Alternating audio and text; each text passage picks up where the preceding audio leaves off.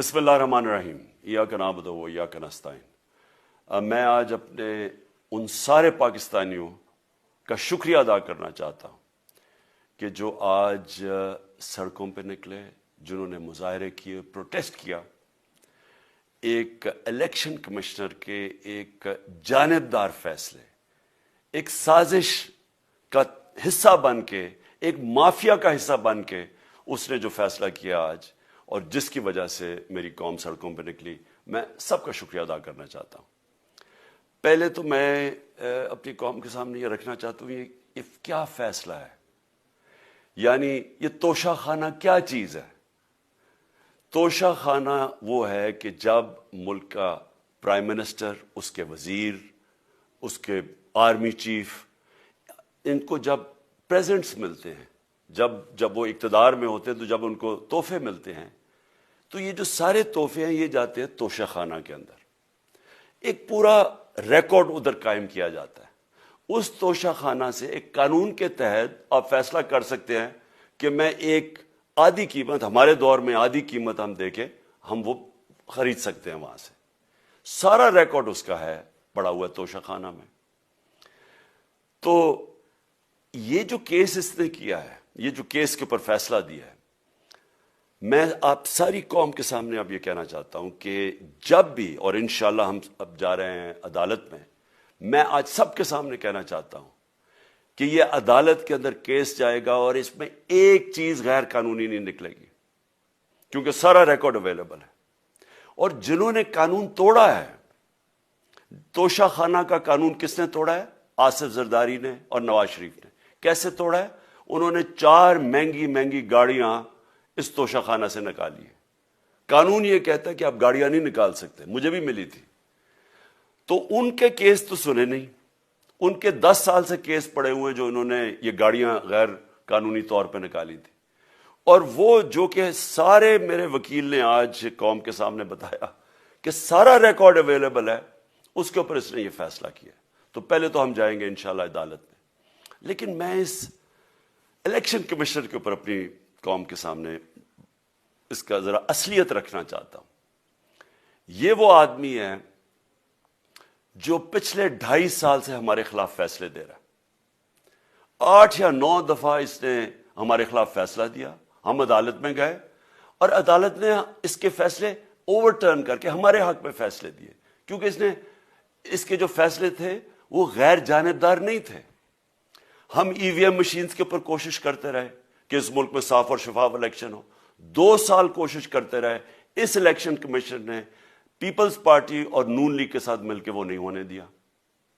ہم نے عدالت میں گئے کہ جو سینٹ کے اندر پیسہ چلتا ہے، سینٹ کے الیکشنز کے اندر، کہ وہ ووٹ ویریفائبل ہونی چاہیے، یعنی لوگوں کو پتا ہونا چاہیے کہ آپ کے ایم پی کدھر ووٹ ڈال رہے ہیں۔ ہم سپریم کورٹ میں گئے، سپریم کورٹ میں اجازت دے دی کہ ووٹ ویریفائبل ہونی چاہیے، اس نے روک دی۔ اس کے بعد یوسف رضا گیلانی کا بیٹا پیسے دیتے ہوئے پکڑا گیا ووٹ خریدتے ہوئے، اس نے کوئی ایکشن نہیں لیا۔ یہ اس نے جب ہمارا یہ ابھی جو آڈیو لیکس ہوئی ہے، اس کے اندر کیا چیز آئی ہے سامنے؟ آڈیو لیکس میں یہ سامنے آئی کہ نون لیگ کے ساتھ بیٹھ کے یہ فیصلے کر رہا تھا کہ کون سے حلقے ہمارے کمزور ہیں اور کدھر پی ڈی ایم کی ووٹ جو تھی ہمارے حلقوں سے دگنی تھی۔ اس نے ان کے ساتھ بیٹھ کے فیصلے کیے۔ یہ جو ابھی حال ہی میں الیکشن ہوئے ہیں، اسی الیکشن کمیشن نے، اس نے پہلے بھی جب پنجاب کے بائی الیکشن ہوئے تب بھی پوری الیکشن کمیشن کی مشینری نے ان کی مدد کی، اور اس کے گورنمنٹ بھی پنجاب میں انہی کی تھی، گورنمنٹ کی مشینری نے بھی پوری مدد کی۔ اس کے باوجود دونوں دفعہ یہ الیکشن ہار گئے، اور الیکشن اس لیے ہارے کہ پاکستان کی قوم ان کو ریجیکٹ کر بیٹھی ہے، اور اللہ کا شکر ادا کرتا ہوں ہمارے ساتھ کھڑی ہے۔ جب ہماری گورنمنٹ گئی تب سے یہ مافیا کوشش کر رہا ہے کہ تحریک انصاف کو ختم کرنے کی۔ پہلے تو انہوں نے گورنمنٹ گرائی بیرونی سازش، پھر انہوں نے کروڑ روپیہ خرچ کیا، 20 یا 25 کروڑ روپے کی ووٹیں خریدی، لوگوں کو لوٹا بنایا، ہماری گورنمنٹ گرائی۔ اس کے بعد جب ہم نے مظاہرہ کیا، پرامن مظاہرہ، آئین اور قانون میں رہتے ہوئے، ہمیں آئین اجازت دیتا ہے پرامن احتجاج کرنے کی، ہم نے پرامن احتجاج کرنا تھا۔ انہوں نے جس طرح ایک بیرونی جو آج بھی وہ سائفر اویلیبل ہے جس میں واضح ہے کہ ان کو باہر سے مل کے انہوں نے ایک گورنمنٹ گرائی تھی. سب کو پتا ہے سندھ ہاؤس میں 20 25 کروڑ روپیہ چلا اور گورنمنٹ انہوں نے گرائی. اس کے اوپر مظاہرہ ہم نے کیا 25 مئی کو. انہوں نے جس طرح کا ظلم و تشدد کیا ہمارے اوپر پاکستان کی تاریخ میں ایسے کبھی نہیں ہوا. عورتوں بچوں کے اوپر دیکھ رہے ہیں فیملیز, انہوں نے شیلنگ کی, گھروں میں گھس گئے رات میں, جو پنجاب پولیس کو انہوں نے استعمال کیا اور انہوں نے سمجھا کہ پارٹی کراش ہو جائے گی. پھر بھی نہیں ہوئی. پنجاب کے بائی الیکشن ہار گئے. پھر انہوں نے میرے اوپر کیسز کرنے شروع کر دیے.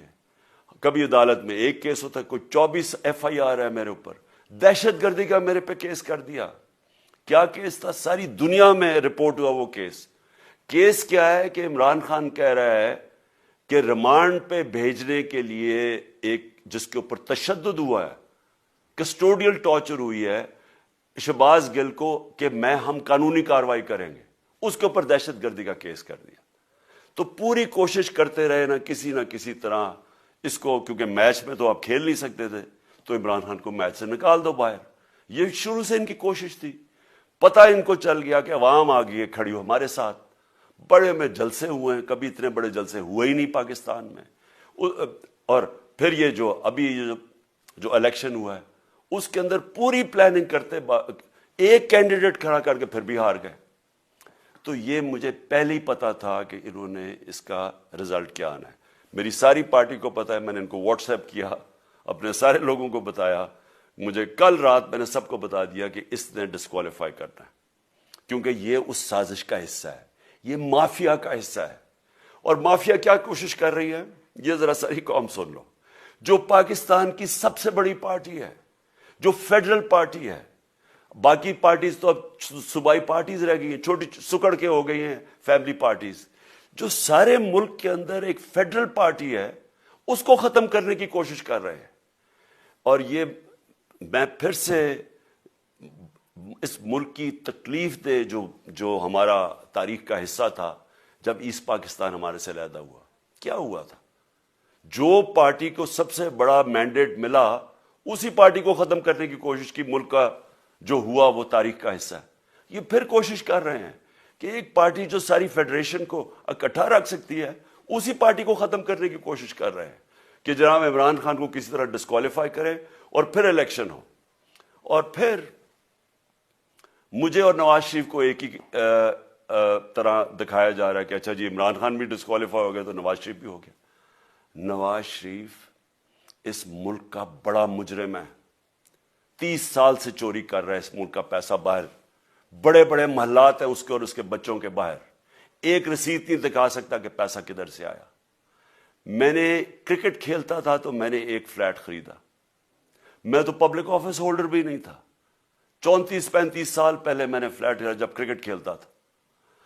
اس کے باوجود میں نے 8 مہینے عدالت کے اندر ایک ایک رسید بتائی کہ مجھے کدھر سے انکم آئی, کدھر سے آمدنی آئی, اور باہر سے حلال کے پیسے کی جو میں نے جو خرچہ جو خریدا فلیٹ, اس کو جب بیچا بینک کے تھرو پاکستان میں پیسہ لے کے آیا, اپنے ملک میں پیسہ لے کے آیا.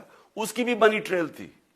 عدالت نے مجھے صادق اور امین کہا, اور مجھے مقابلہ اس آدمی سے کر رہے ہیں جو اربوں روپے کی پراپرٹیز لے کے بیٹھا ہوا ہے. کبھی کوئی جھوٹ بولتا ہے کہ جی مجھے قطری خات کے جی قطری نے پیسے دے دیے, کبھی وہ کہتا ہے یہ ہیں وہ ذرائع, وہ فیل ہو جاتا ہے. وہ بیٹی کہتی ہے میرے لندن تو چھوڑو پاکستان میں کوئی پراپرٹی نہیں, اور پھر پراپرٹی نکلا. یعنی جو بتائی نہیں